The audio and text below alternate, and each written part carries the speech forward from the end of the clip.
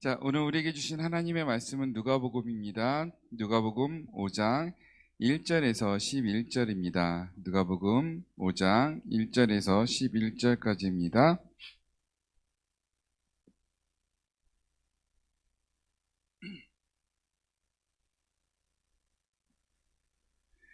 누가복음 5장 1절에서 11절입니다. 한 절씩 교독하시고 마지막 절은 같이 읽겠습니다. 무리가 몰려와서 하나님의 말씀을 들을새 예수는 게네사렛 호숫가에 서서 호숫가에 배 두 척이 있는 것을 보시니 어부들은 배에서 나와서 그물을 씻는지라. 예수께서 한 배에 오르시니 그 배는 시몬의 배라. 육지에서 조금 떼기를 청하시고 앉으사 배에서 무리를 가르치시더니 말씀을 마치시고 시몬에게 이르시되 깊은 데로 가서 그물을 내려 고기를 잡으라. 시몬이 대답하여 이르되 선생님, 우리들이 밤이 새도록 수고하였으되 잡은 것이 없지만은 말씀에 의지하여 내가 그물을 내리리이다 하고 그렇게 하니 고기를 잡은 것이 심히 많아 그물이 찢어지는지라. 이에 다른 배에 있는 동무들에게 손짓하여 와서 도와달라 하니 그들이 와서 두 배의 체험에 잠기게 되었더라. 시몬 베드로가 이를 보고 예수의 무릎 아래에 엎드려 이르되 주여 나를 떠나소서 나는 죄인이로소이다 하니 이는 자기 및 자기와 함께 있는 모든 사람이 고기 잡힌 것으로 말미암아 놀라고 세베대의 아들로서 시몬의 동업자인 야고보와 요한도 놀랐음이라. 예수께서 시몬에게 이르시되 무서워하지 말라. 이제후로는 내가 사람을 취하리라 하시니 같이 읽겠습니다. 그들이 배들을 육지에 대고 모든 것을 버려두고 예수를 따르니라. 아멘. 아멘. 잠깐 기도드리겠습니다. 사랑과 은혜가 풍성하신 하나님, 이 시간 부족한 종을 이 자리에 세워 말씀을 전하게 하심을 감사드립니다. 이 시간 온전히 하나님의 말씀만을 전할 수 있도록 주의 종의 입을 주관하여 주시옵소서. 예수님의 이름으로 간절히 기도드립니다. 아멘. 오늘은 누가복음 5장 1절에서 15절 말씀을 가지고 주님이 묻고 내가 답하다라는 제목으로 함께 나누려고 하는데요. 첫 번째 장면, 일상의 생존 게임입니다. 혹시 낚시해 보신 적 있으신가요?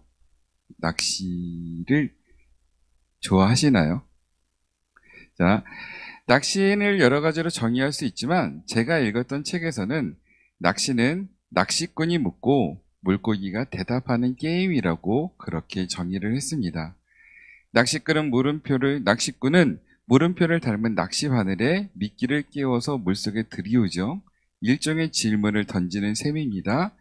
물고기는 그 미끼를 무는 것으로 혹은 물지 않는 것으로 낚시꾼에게 대답을 한다고 합니다. 자, 그런데 이 이야기가 그냥 낚시꾼이 아닌 어부의 이야기라면 이 게임은 여유로운 취미에서 죽느냐 사느냐의 생존이 달려있는 치열한 삶의 문제로 바뀌게 되는 거죠. 대상이 바뀌면서 취미에서 삶의 문제로 바뀌는 것입니다. 왜냐하면 어부는 물고기를 낚아야 그와 그의 가족들을 먹여 살릴 수 있기 때문입니다. 자, 오늘 그 생존이 달린 한 사람의 이야기로 한번 들어가 볼게요. 어부 베드로는 전날 밤새워 그물을 던져서 고기를 낚으려 했지만 실패했어요. 허탕을 치고 빈손으로 돌아왔습니다. 그들은 밤이 새도록 수고하였지만 잡은 것이 없어 빈손으로 돌아온 그날 바로 그물을 씻고 있었습니다. 이때 그물을 씻고 있는 그의 마음은 어땠을까요? 심란하기도 하고 복잡하기도 하고 어쩌면 화가 났을지도 모릅니다.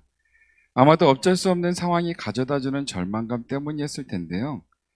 당시에는 어군 탐지기 같은 첨단 기술이 없었기 때문에 물고기를 잡는 것은 경험에 의존해서 던질 수밖에 없었습니다. 아버지 세대로부터 배운 대로 정해진 시간, 정해진 장소에 나가서 열심히 그물을 던졌던 것이죠. 그러면 어떤 날은 운이 좋아서 가족들이 먹고도 팔 수 있을 정도로 제법 넉넉하게 건질 때가 있습니다. 또 어떤 날은 오늘처럼 한 마리도 구경 못하는 운이 없는 날도 분명히 있었을 것입니다. 자, 그렇습니다. 모두가 운에 맡길 수밖에 없는 그런 삶을 살아가고 있었죠. 자신의 열심으로는, 자신의 힘으로는 그들이 살고 있는 그 삶의 현상을, 상황을 바꿀 수가 없었습니다. 그리고 베드로가 겪고 있는 이 상황은요, 당시를 살아가고 있는 대다수의 사람들이 동일하게 경험을 하고 있었다는 거죠.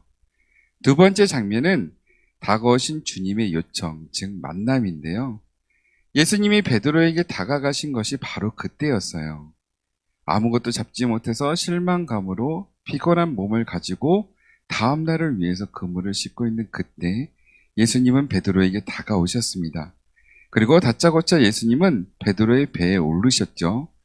그리고 지치고 고달픈 몸으로 그물을 씻고 있는 베드로의 일행에게 배를 좀 사용하자라고 말씀을 하셨습니다. 왜냐하면 사람들이 너무 많이 몰렸기 때문에 차분히 말씀을 전할 수 있는 상황이 아니었기 때문에 배를 타고 조금 떨어진 곳에서 사람들에게 말씀을 전하고자 예수님은 베드로에게 부탁하신 것이죠. 자, 그런데 왜 하필 베드로였을까요? 그 주변에는 다른 많은 배와 어부들이 조업을 마치고 다음 날을 준비하며 그물을 손질하고 있었을 거예요. 그 배들 중에서는요, 물고기를 넉넉히 잡아서 콧노래를 흥얼거리면서 그물을 손질하는 사람들도 분명히 있었을 거예요. 그런데 예수님은 굳이 베드로를 선택하고 베드로의 배에 오르셨습니다. 베드로의 입장에서는 분명 귀찮은 일이죠. 밤이 새도록 수고하고 돌아왔습니다. 아무것도 잡은 것이 없어서 마음 또한 무겁습니다. 그러나 지금 그물을 손질하지 않으면 오늘 조업을 할 수 없기에 피곤함을 참고 계속해서 그물을 손질하고 있었습니다. 그런데 처음 보는 사람이 허락도 없이 자기 배에 오르더니 배를 사용하자라고 이야기합니다. 베드로의 입장이라면, 아니 보통 사람의 입장이라면 쉽게 그렇게 하겠습니다라고 답할 수 없는 문제이죠. 그리고 사실 베드로는 예수님을 만나러 예수님의 말씀을 듣기 위해 그것에 온 사람도 아니었기 때문입니다. 하지만 무슨 생각이었을까요? 베드로는 기꺼이 배를 움직입니다. 그리고 예수님의 말씀이 시작되었죠. 자, 그런데 누가복음의 저자는요, 예수님의 이때 전한 말씀이 무엇인지를 기록하고 있지 않아요.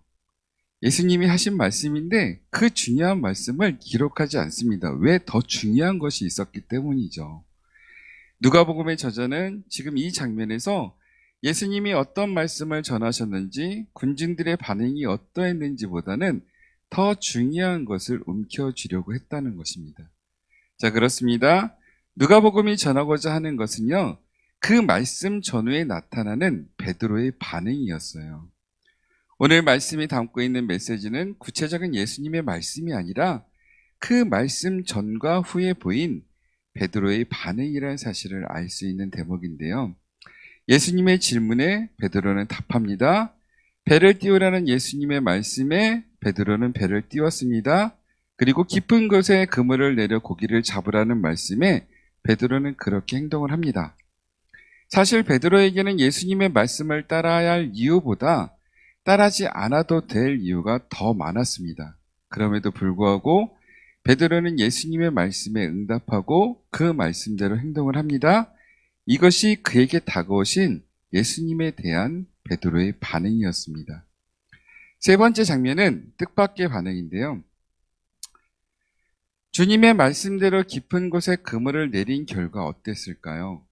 제가 한번 말씀드린 적이 있는데 이때 그물이 삼나무를 엮어서 만든 그물입니다. 가장 얇은 것도 성인의 엄지손가락 굵기만 해요. 따라서 낮에는 그물을 던지면 물고기가 다 보고 피합니다. 그렇기 때문에 낮에 그물을 던질 수가 없는 상황인데 그럼에도 불구하고 예수님이 던지라 하니 그 어부의 경험이 풍부했던 베드로가 그물을 던졌습니다. 자, 어떻게 됐을까요? 다들 아시다시피 수많은 물고기가 잡혀서 그물이 찢어질 지경이 되었습니다. 더군 그 너무나 많은 물고기들 때문에 인근에 있는 배들을 불러요. 그리고 그 배까지 가득 채웁니다. 자, 여기까지 읽었던 사람들은요, 대부분 이런 결론에 성급하게 결정을 내리는데요. 주님의 말씀에 의지했더니 이런 풍성한 결과를 거둘 수 있었다. 그러니 우리도 주님의 말씀을 따라 그 말씀에 순종하는 삶을 살도록 하자. 그러면 우리 삶에도 이런 풍성함과 풍요로움을 하나님이 내려주실 것이다 라고 그렇게 생각을 합니다. 언뜻 생각하면 옳은 이야기 같죠? 은혜로운 흐름처럼 여겨지기 때문인데요. 자, 그런데 오늘 말씀은 그렇게 이야기하지 않는다는 거죠. 자, 베드로의 반응 한번 볼까요? 웬일인지 베드로는 그 많은 물고기가 잡힌 것에 대해서 기뻐하지 않아요. 그렇게 많이 잡힌 물고기로 인해서 흥분하지도 않습니다. 그렇다고 그렇게 해주신 예수님을 향해서 또 하나님의 은혜에 대해서 감사 기도를 올리지도 않았어요. 그저 두려워했습니다. 정말 이해할 수 없는 반응이죠. 정말 공친 것에 대한 충분한 보상을 받았을 것이라고 그렇게 생각할 수도 있습니다. 아니, 며칠 일을 안 해도 될 만큼 좋은 결과를 얻었기에 하나님의 은혜에 감사하며 그것을 마무리하면 간단한 일이었어요. 그런데 베드로의 마음은 그렇지 않았습니다. 베드로는 즉시 예수님의 무릎 앞에 엎드립니다. 그리고 주여 나를 떠나서서 나는 죄인이로소이다 라고 말을 하게 되었다는 것이죠. 이것이 본문이 들려주는 베드로의 그 말씀 뒤의 반응입니다.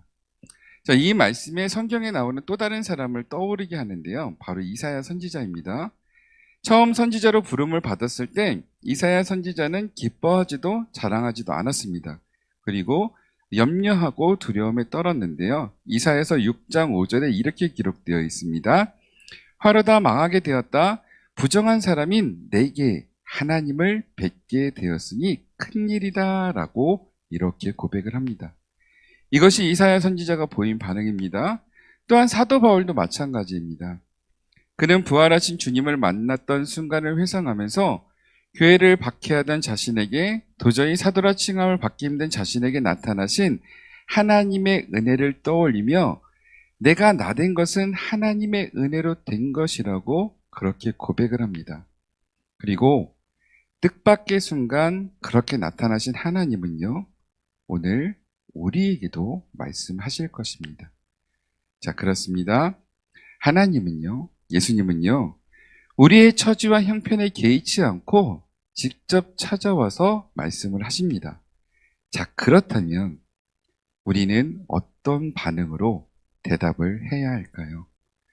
하나님이, 예수님이 물어보셨습니다. 질문을 던지셨습니다.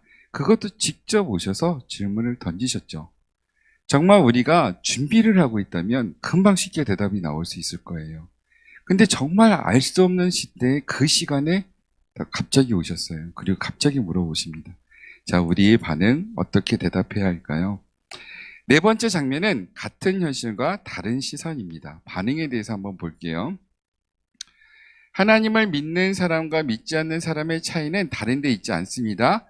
같은 상황에서 무엇을 보느냐 또는 무엇에 반응하느냐의 차이에 있는데요. 아무것도 못 잡고 그물을 손질하던 베드로의 상황이 예수님으로 인해서 크게 달라졌습니다. 셀 수 없을 만큼 많은 물고기가 잡혔죠. 베드로와 그와 함께 있던 사람들, 그 주위에 몰려든 사람들 모두 그 사실에 놀랍니다. 그리고 사람들의 눈은 잡힌 물고기를 향하죠. 그물에 잡힌 물고기가 몇 마리가 될까? 이 물고기들로 얻을 수 있는 이익은 얼마나 될까? 이것을 어떻게 나눌지라는 이런 생각으로 아마도 흥분되고 들떠 있을지도 모릅니다. 하지만 베드로는 달랐어요. 그렇게 하지 않았어요. 잡힌 물고기를 보는 대신 그것을 잡게 하신 예수님을 바라보았습니다.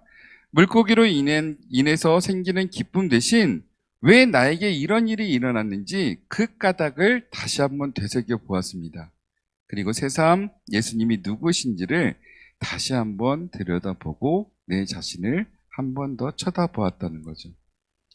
베드로가 바라본 예수님은 그저 말씀을 잘 전하는 납비가 아니었습니다. 사람들에게 말을 잘하는 선동꾼 또한 아니었습니다. 그리고 단순히 나사렛이라는 촌동네에서 온 그저 그런 전직 목수 또한 아니었어요.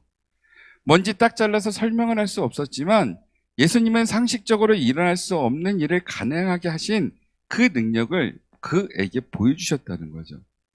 그리고 예수님이 전하신 말씀처럼 하나님의 나라가 가까이 왔음을 그분의 삶으로 보여주셨다는 거죠. 그래서 베드로는 어쩌면 이분이 메시아일지도 몰라. 사람들이 그토록 기다리고 바랐던 메시아일 수도 있어라는 생각을 하게 되었습니다. 그리고 그 생각은 만약 그렇다면 내가 지금 어떻게 해야 할까까지 나아가게 되는 거죠. 이런 생각들이 베드로를 사로잡았습니다. 아무런 준비 없이 왕의 행차 앞에 뛰어든 철없는 행인처럼 그가 가는 길을 가로막고 방해한 것이 아닌지 두렵기도 했을 거예요. 그래서 나는 죄인이오니 나를 떠나소서라는 그 간절한 요청이 이런 맥락에서 나온 그의 참된 고백이었던 것 같습니다. 자, 사람들은요, 수많이 잡혀있는 그 많은 물고기들을 바라보고 그 물고기가 햇빛에 빛나는 번쩍번쩍 그 휘황찬란한 모습이 보였을 거예요. 그러나 베드로는 그 곁에 조용히 서 계신 남루한 차림의 예수님을 바라봅니다. 그리고 예수님을 통해서 하나님의 임재를, 메시아의 향기를 경험합니다. 그리고 예수님이 주 되심을, 자신이 죄인임을 다시 한번 바라보게 되는 거죠. 자, 그렇습니다. 같은 공간에서 서로 다른 것을 바라보았습니다. 같은 현실 속에서 전혀 다른 현실을 마주하게 된 것입니다. 다섯 번째 장면은 예수님의 부르심입니다.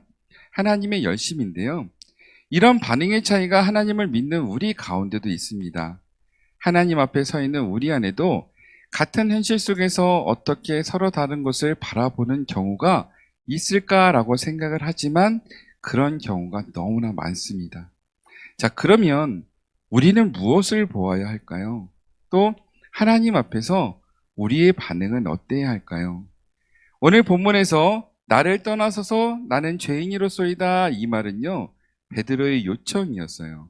그런데 이 요청에 예수님의 대답은 어떤지 한번 살펴보겠습니다. 무서워하지 말라. 이제 후로는 내가 사람을 취하리다. 이 말이었습니다. 자, 그렇습니다. 베드로의 요청에 대한 예수님의 대답은 그를 제자로 부르시는 것이었어요. 어떤 사람은 이날 일어난 일을 우연히 일어난 일이라고 말할지 모릅니다. 어쩌다 베드로가 곁에 있어서 얻어 걸린 것이라고 설명할 수도 있습니다. 하지만 베드로는 그렇게 생각하지 않았을 거예요. 누가복음을 기록한 저자도 그렇게 바라보지 않았습니다. 그리고 또한 초대교회 성도들 또한 그렇게 여기지 않았습니다. 베드로를 부르신 것은요, 주님의 열심이었습니다. 그리고 주님의 은혜였습니다. 이사야 선지자를 부르신 것도, 사도 바울을 부르신 것도, 베드로의 동업자 야고보와 요한을 부르신 순간에도 주님의 열심이 그리고 주님의 은혜가 작용했습니다. 자, 그렇습니다. 주님의 열심이 그들을 부르셨다는 거죠. 사랑하는 성도 여러분, 오늘 우리가 주님 앞에 나와 있는 것 또한 마찬가지이죠. 우연히 얻어 걸린 것이 아니라, 그저 스쳐 지나가는 시간이 아니라 우리의 생각보다 크신 하나님의 은혜와 우리를 향한 하나님의 열심이 나를 그리고 여러분을 지금 이 자리로 불러 모으셨어요. 우리가 서 있는 이 자리가, 우리가 살아가고 있는 이 자리가 우리를 찾아오신 주님의 발걸음이 바로 멈춘 그곳이라는 것이죠. 자, 이제 바로 이곳에서 우리는 주님을 만나는 것입니다. 자, 그런데 중요한 것이 하나 있어요. 예수님을 바라봤던 베드로의 눈에는 예수님이 참 남루해 보였을까요? 멋있게 보였을까요? 아마도 바라보지 못할 정도로 그런 모습이셨을 거예요. 자, 그런데 그 예수님이 어디를 향해서 가셨을까요? 우리는 알고 있듯이 십자가의 길을 향해서 계속해서 나아가십니다. 자, 그렇습니다. 주님이 우리를 향해서 멈췄던 그 걸음은요, 잠깐 우리를 향해서 잠시 멈추었던 발걸음이었어요. 완전히 멈춘 것이 아니었기 때문에 다시금 나아가셔야 하는데, 이제 그분의 걸음에 우리의 걸음을 합해서 다시금 움직이신다는 거죠. 이제 우리를 부르셨습니다. 우리가 반응할 때까지 기다리셨죠. 그리고 우리의 반응을 통해서 예수님과 함께 나아감을 그분이 원하고 계신다는 거죠. 주님의 열심은 우리를 통해서 다시 세상으로 흘러갑니다. 베드로를 부르시는 것에서 그치지 않고 그를 통해서 많은 사람을 죽음에서 생명으로 옮기시는 일을 하셨듯이 오늘 저와 여러분을 불러서 또 다른 사람들을 부르시는 일에까지 참여하도록 만드신다는 것입니다. 그리고 여러분들이 기억하셔야 될 것은요, 우리도 그 일에, 사람을 낚는 일에 부름을 받은 존재라는 거죠. 어쩌면 감당하기 힘들다고 생각할 수도 있어요. 이거를 내가 감당할 수 있을 거라고 생각할 수도 있어요. 그러나 우리는 베드로의 모습에서 다시 한번 용기를 냅니다. 죄인이라고 고백하고 엎드려서 용서를 빌며 떠나달라고 말씀하셨던 그 모습까지도 예수님은 찾아와서 만나주셨어요. 그리고 그 모습까지도 일으켜 세우셔서 제자로 삼아주셨습니다. 우리의 어떤 모습이든지 그분은 우리에게 오실 거예요. 그리고 우리를 일으켜 세우시고 그곳에 나갈 수 있도록 함께 하실 것입니다. 자, 6번째 장면은 한 배에 탄 우리 동행인데요. 이제는 어부들을 한번 볼게요. 그들은 늘 함께였습니다. 함께 일하고 함께 쉬고 함께 생활을 합니다.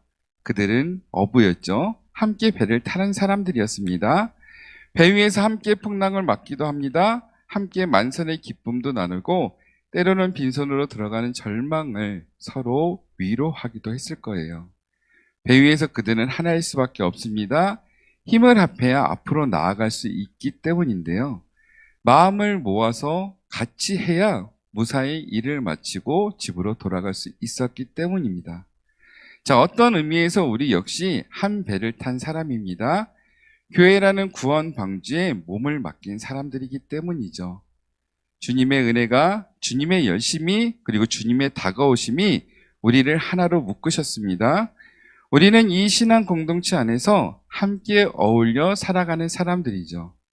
그러나 단지 배를 타거나 배를 움직이는 것만으로 우리를 한 배에 태우신 주님의 뜻은 끝나는 것이 아닐 거예요. 자, 그렇다면 우리를 배에 태우시고 우리로 그 배를 움직이게 하시는 주님의 뜻은 과연 무엇일까요? 주님의 열심으로, 주님의 부르심으로 우리는 분명 구원의 방주에 올랐습니다. 그러니 이제 우리는 우리의 주변을 바라보아야 한다는 것입니다. 우리는 이미 구원의 방주에 올랐어요. 그것에서 일부러 뛰어내리지만 않는다면 그 방주를 계속해서 타고 갈 수가 있습니다. 그런데 그 방주에 올라서 보니 주변에 많은 사람들이 보일 거예요. 불러야 합니다. 불러야 합니다. 같이 불러서 그 방주에 같이 태우고 함께 나아가야 합니다. 자, 그렇습니다. 내가 주님의 은혜로 살았으니 그 삶을 가지고 주님을 돌아보아야, 주변을 돌아보아야 한다는 거죠. 아직 구원의 방주에 올라타지 못한 사람들이 많이 있다는 것을 볼 수가 있습니다. 그리고 그 사람들을 볼 때 이제 우리가 해야 할 일이 분명해진다는 것이죠. 오늘 한번 미션을 한번 드려볼까요? 집에 가서 종이를 한 장 꺼내놓고요. 여러분들이 생각하시는 그 주변에 생각나는 분들 이름을 50명만 적어보세요. 단 교회뿐은 안 됩니다. 50명을 적고요. 그리고 한쪽에다가는 교회에 신앙생활을 하시는 분, 그리고 신앙생활 안 하시는 분들, 그렇게 구분을 져서 한번 나눠보세요.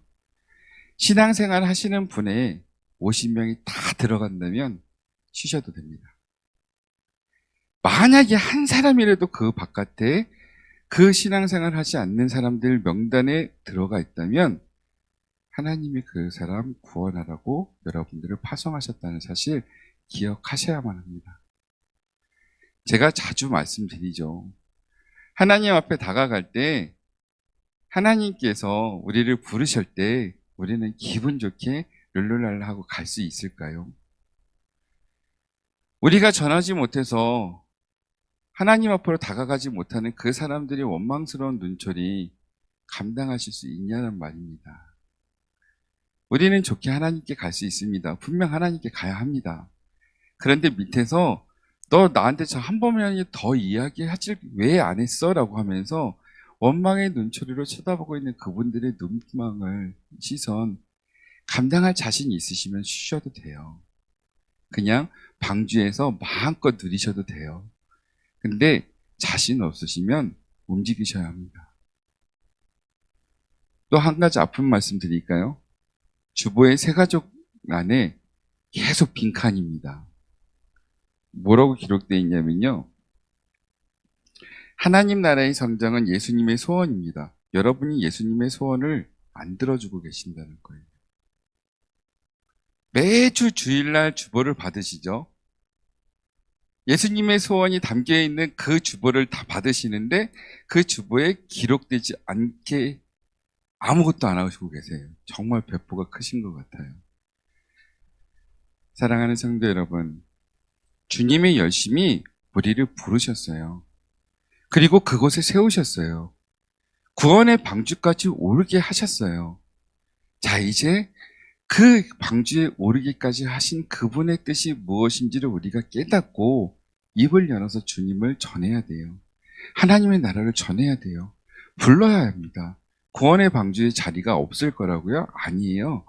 하나님이 만들어 놓으신 방주는 엄청 커요. 다 태워도 됩니다. 그리고 한 가지 중요한 거, 방주 바깥에서 아직도 헤매고 있는 그 사람들 또한 우리 주님이 계속해서 사랑을 주고 다가가길 원하시는, 다가가려고 노력하시는, 그런 결정을 내리시는 그분임을 기억하셨으면 좋겠습니다. 우리가 서 있는 그 자리가, 우리가 살아가고 있는 그 자리가 주님이 찾아오신 배이고 우리에게 주어진 어장이며 이제는 말씀에 의지하여 그물을 내려야 할 자리입니다. 믿음에 반응하며 사람들을 살리기 위해서 그들에게로 나아가는 걸 주저하지 마셨으면 좋겠어요. 2025년도 벌써 2월달이 다 지나갔습니다. 12분의 2가 지나갔는데요. 언제 300명 놓고 계속 기도하실 건가요? 빨리 상반기에 300명 채우시고 하반기에는 1000명 놓고 기도하셔야죠. 아주 간단합니다. 한 분이 한 분씩만 데리고 오시면 딱 2배 돼요. 그리고 손이 2개잖아요. 양손으로 붙잡고 오면 4배가 됩니다. 우리는 그것을 할 수가 있어요. 그리고 해야만 됩니다.